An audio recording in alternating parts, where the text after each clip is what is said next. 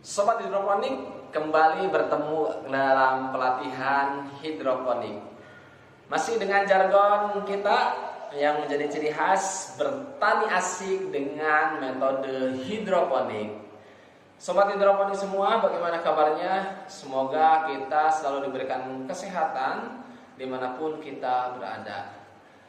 Sobat hidroponik, pada pertemuan kali ini kita akan membahas salah satu tantangan dalam dunia budidaya tanaman, yakni tantangan menghadapi hama. Dan hama yang akan kita bahas adalah hama ulat serta belalang. Kita akan membahas dan kita akan mendiskusikan seperti apa sih hama belalang dan ulat, kemudian ciri khasnya, dan ciri-ciri tanaman yang terkena hama ulat dan belalang, serta langkah-langkah pencegahan serta langkah-langkah penanganan apabila terjadi serangan dari hama tersebut. Nah, pastinya sobat hidroponik sudah tahu ya apa itu ulat, apa itu belalang. Mungkin banyak yang menyangka bahwa belalang ataupun ulat itu merupakan hama yang tidak begitu berbahaya, tetapi tanggapan ini merupakan tanggapan yang kurang tepat ataupun kurang benar sobat hidroponik, karena hama ulat dan belalang ini kalau dibiarkan akan sangat merusak tanaman yang kita miliki sobat hidroponik. Nah, untuk belalang dan hama ulat, memang keduanya merupakan jenis hama yang begitu rakus, menghabiskan bagian daun terutama, dan bisa juga bagian batang, ya batang muda terutama. Ini biasanya akan habis oleh belalang dan ulat apabila terserang kedua hama tersebut. Namun di sini antara belalang dan ulat memiliki perbedaan dari cara menyerangnya, di mana hama belalang ini tergolong ke dalam hama pengunyah, sedangkan ulat ini tergolong ke dalam hama penggerek. Belalang memiliki karakteristik mengunyah bagian tanaman yang diserangnya, sehingga memiliki mandibula atau rahang yang lebih kuat daripada hama ulat. Sedangkan ulat ini memiliki karakter penggerek, di mana dia akan terus-terusan memakan dan akan menghabiskan bagian tanaman, terutama daun yang diserangnya. Nah, sobat hidroponik semua, biasanya tanaman yang terkena hama belalang dan ulat itu akan habis di bagian daun ataupun di bagian batang yang muda. Dan jika dibiarkan maka kelamaan tanaman kita akan gundul. Terlebih untuk tanaman sayuran ya sobat hidroponik. Untuk tanaman sayuran itu sangat riskan sekali, karena memang belalang dan ulat ini luar biasa cepat sekali menghabiskan daunnya.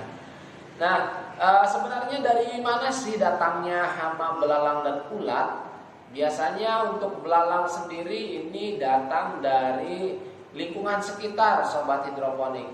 Terlebih kalau hidroponik yang kita kembangkan ini berada di area terbuka tanpa dilindungi oleh greenhouse ataupun dilindungi oleh paranet sobat hidroponik semua.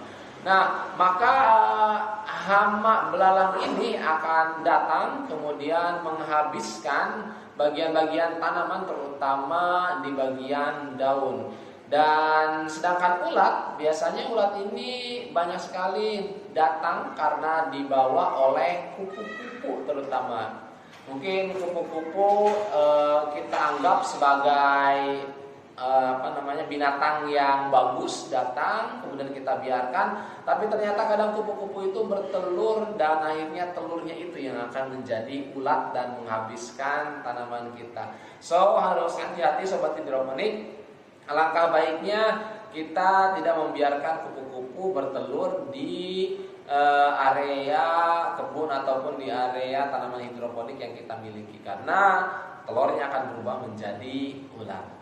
Nah, kemudian sobat hidroponik, bagaimana sebenarnya cara ataupun langkah-langkah agar kita terhindari dari dua jenis hama ini? Sebenarnya untuk dua jenis hama ini, kalau kita memiliki tanaman ataupun memiliki hidroponik di dalam greenhouse, ini relatif aman sobat hidroponik. Tidak akan terserang hama belalang ataupun hama ulat, karena keduanya ini biasanya datang dari lingkungan luar gitu ya, lingkungan. Kecuali kalau kita kurang disiplin dalam menjaga pintu masuk ataupun pintu keluar dari greenhouse dan membiarkan terlalu lama terbuka, maka bisa jadi ada hama yang masuk sehingga nanti akan menyebar di bagian dalam greenhouse. Nah sobat hidroponik, untuk mencegah itu tadi kita bisa memberikan paranet ataupun mencegah belalang-belalang untuk datang. Kalau seumpama sudah terjadi penyerangan, sudah terdapat hama ulat dan hama belalang, apa yang harus kita lakukan? Ya, untuk hama belalang dan hama ulat ketika masih dalam jumlah sedikit, ini masih bisa kita tangani dengan cara kita tangkap saja sobat hidroponik. Kita tangkap, kemudian bisa kita jadikan pakan burung atau bisa kita berikan ke hewan yang kita pelihara, ataupun bisa kita eksekusi ya sobat hidroponik. Ya, yang penting tidak kembali lagi ke tumbuhan yang kita budidayakan. Karena belalang dan ulat ini relatif besar dan bisa kita tangkap sobat hidroponik. Namun jika belalang tersebut dalam intensitas banyak dan bisa diprediksikan balik lagi artinya tanah belalang dan ulat lain menyerang dalam jumlah banyak, ya maka penanganannya harus kita tangani dengan memberikan obat insektisida sobat hidroponik. Nah, untuk obat insektisida bisa kita gunakan yang organik ataupun bisa juga yang kimiawi. Untuk dua jenis insektisida tadi bisa kita buat ataupun bisa kita dapatkan juga banyak di toko-toko pertanian, terutama untuk jenis belalang dan jenis ulat itu sudah banyak sekali beredar. Tinggal kita sesuaikan dengan takarannya.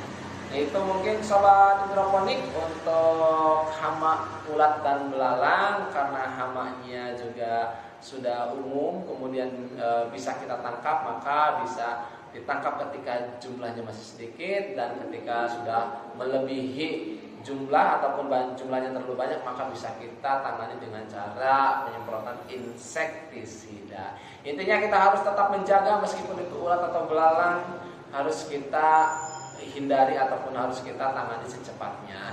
Sobat hidroponik, terima kasih untuk pertemuan kali ini, semoga bermanfaat dan tentunya tetap semangat mengikuti pelatihan hidroponik kali ini.